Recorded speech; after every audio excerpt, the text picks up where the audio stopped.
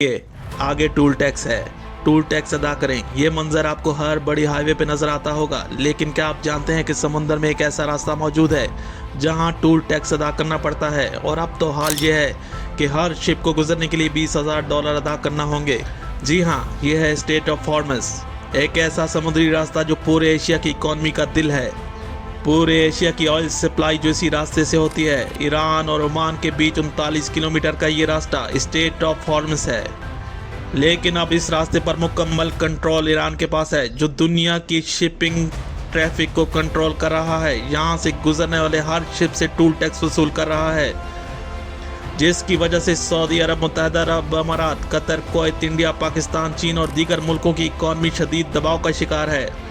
आखिर क्यों और क्या वजह है कि स्ट्रेट ऑफ हॉर्मस की इतनी अहमियत हासिल है? असल में अगर शिपिंग ट्रैफिक स्ट्रेट ऑफ हॉर्मस के बंद होने की वजह से दूसरे मुतबादिल रास्ता इख्तियार करती है तो ये एक लंबा चक्कर होगा और पूरे अफ्रीका से घूमकर एशिया में दाखिल होना पड़ता है, और इससे हर गुजरने वाले शिप को फ्यूल कॉस्ट बढ़ जाती है। इससे पूरे एशिया में फ्यूल प्राइसेस हाई हो सकती हैं, जिसकी वजह से हर मुल्क को नुकसान होगा। स्ट्रेट ऑफ हॉर्मस की वजह से फ्यूल की कॉस्ट कम है। यही वजह है कि स्ट्रेट ऑफ हॉर्मस की अहमियत इतनी ज़्यादा है।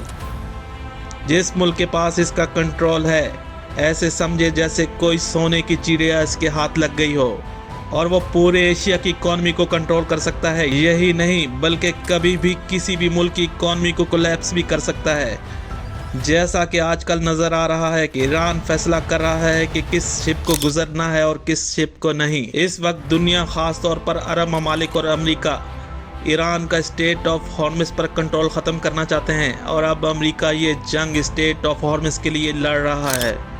और दूसरी तरफ स्ट्रेट ऑफ हॉर्मस दुनिया के लिए तबाही का भी बायस बन सकता है। अरब के कई ममालिक ईरान से कशीदा ताल्लुकात हैं।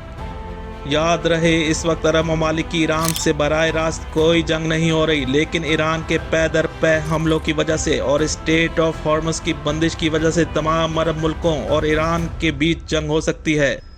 और अमेरिका की ख्वाहिश भी यही है कि अरब ममालिक अमेरिका का साथ दें। स्ट्रेट ऑफ हॉर्मस की बंदिश की वजह से इंडिया में गैस की शदीद बहरान देखने में आ रहा है, और इधर पाकिस्तान में भी ऑयल की प्राइसेस तारीख की बुलंद तरीन सतह को छू रही हैं, जो पहले शायद ही कभी देखने में आया हो।